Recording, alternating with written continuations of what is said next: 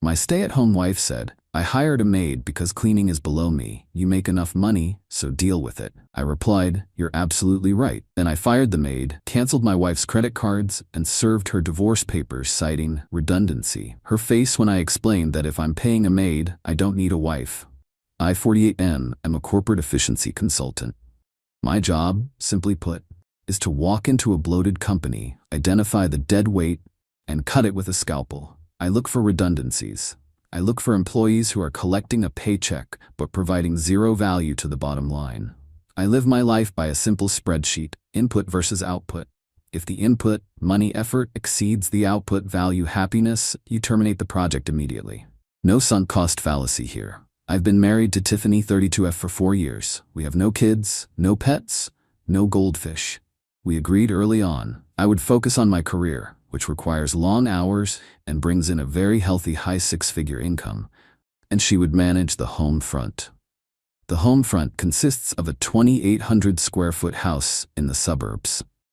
It has 4 bedrooms, 3 are empty guest rooms, a kitchen with appliances smarter than most of my interns, and a Roomba that does 60% of the vacuuming automatically. For the first year, Tiffany was great. Dinner was hot, shirts were pressed, life was good. But slowly, the scope creep set in. Year 2, she stopped cooking. It makes the house smell like onions, she said. We switched to a meal prep delivery service, $800 a month. Fine, I like the variety. Year 3, she stopped doing laundry. The iron is too heavy, she complained. We started using a wash and fold service, $400 a month. Fine, I hate folding. Year 4, she stopped everything. Her day, as far as I could tell via the security logs and credit card statements, consisted of Pilates at 10 a.m., brunch with the girls at noon, and manifesting on the couch until I got home. She became the CEO of doing nothing. I let it slide because I was busy with a massive merger in Chicago, and frankly, it's easier to throw money at a problem than to argue with a woman who thinks hard work is choosing the right filter on Instagram. But last Tuesday, the system crashed. I came home early, 2 p.m., because a client meeting canceled. I walked into my house expecting silence. Instead, I heard the hum of a vacuum cleaner. I walked into the living room. Tiffany was lying on the chaise lounge, wearing a silk robe, sipping a green smoothie and watching the Kardashians. A strange woman was on her hands and knees, scrubbing the baseboards. I stopped. Tiffany, who is this? Tiffany didn't even pause the TV. She waved a dismissive hand. That's Maria, the new maid. I blinked. A maid?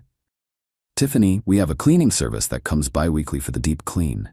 Why is there a maid here on a Tuesday? Because the house was messy, Mike, she huffed, finally looking at me with the annoyance of a teenager asked to empty the dishwasher. And I simply couldn't deal with it today. My chakras were misaligned. Chakras, I repeated. Okay, but Tiffany, your only responsibility is the house. We have no kids. We have no pets. You have a meal service. You have a laundry service. What exactly are you doing? She sat up, her eyes flashing with entitlement. It was the look a queen gives a peasant who asks why the brioche is stale. Look, Mike, she snapped. I'm done with the scrubbing. It ruins my manicures. Honestly, cleaning is below me. I'm a modern woman, not a 1950s scullery maid. You make plenty of money. Stop being a cheapskate and just deal with it. I deserve to relax. I am the lady of the house, not the staff. Cleaning is below me. I looked at her. I looked at her $200 manicure. I looked at Maria, sweating over the baseboards. Then I looked at the mental spreadsheet in my head. Cost of wife, $12,000 per month. Mortgage share, allowance, leased Mercedes, insurance, shopping, chakras. Output of wife, 0. Cost of maid, $150 visit. Output of maid, spotless house. The math was screaming at me. It was a flashing red cell on Excel. Negative row I. Immediate liquidation recommended. I smiled. It was the smile I give a CEO right before I tell him he needs to fire his brother-in-law. You know what, Tiffany? I said warmly. You are absolutely right. She smirked, settling back into her pillows. Glad you finally see sense. Grab me a refill on this smoothie while you're up. I'm not getting you a smoothie, I said. I'm getting a calculator. Phase 1, I walked over to Maria. She looked terrified. Perdón, señor, she whispered. No worries, Maria, I said. How much is she paying you? $150, señor. I pulled out my wallet. I handed her $300 cash. Just here is double. Please pack your things and leave immediately. You are fired. Maria looked confused. Tiffany looked confused. Tiffany hired her? I know, I said to Tiffany, and I'm unhiring her. I turned back to Maria. You did a great job. This isn't about performance. It's about corporate restructuring. Go. Maria took the cash and bolted. Smart woman. Mike, Tiffany screamed. The baseboards aren't done. I am not cleaning them.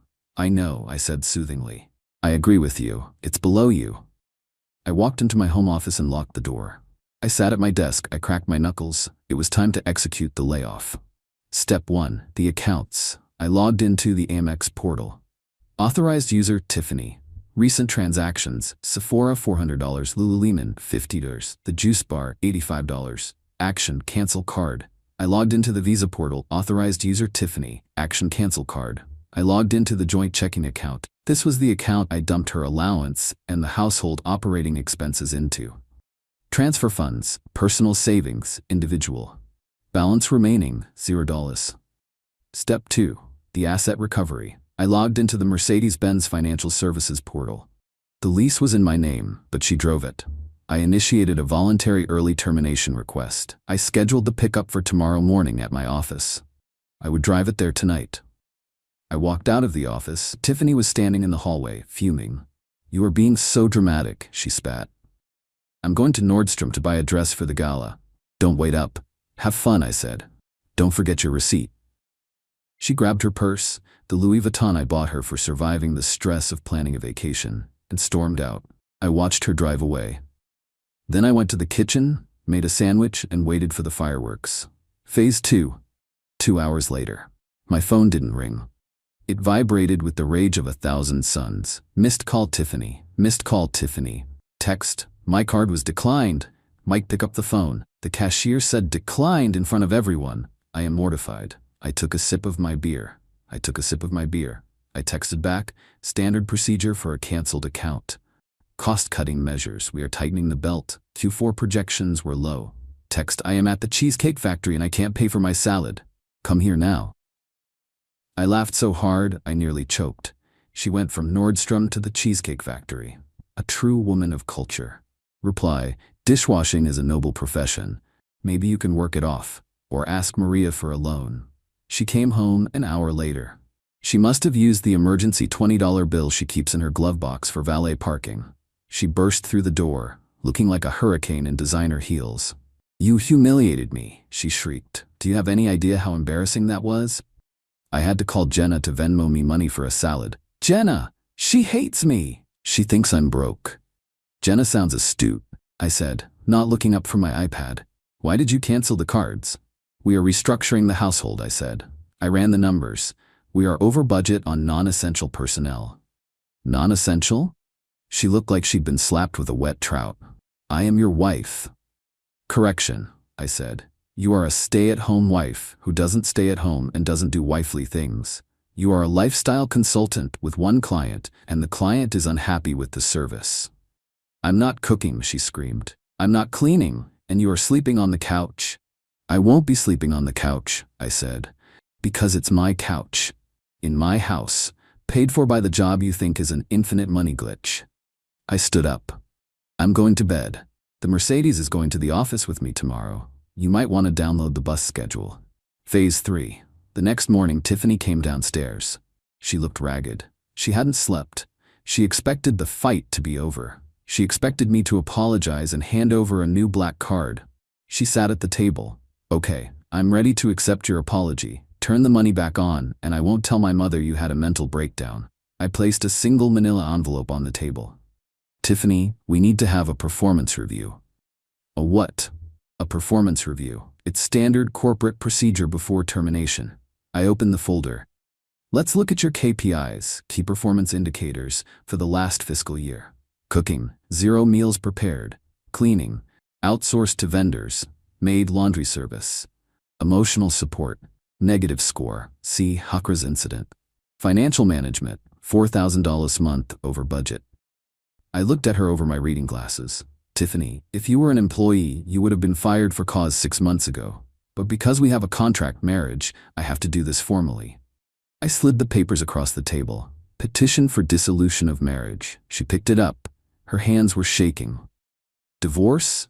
You're divorcing me because I hired a maid. No, I said. I'm divorcing you because of redundancy. Redundancy? Yes. You see, yesterday you established a key fact. A maid can do your job better, faster, and cheaper. If I pay a maid $300 a week, I have a spotless house. If I pay you $12,000 a month, I have a dirty house and an attitude problem.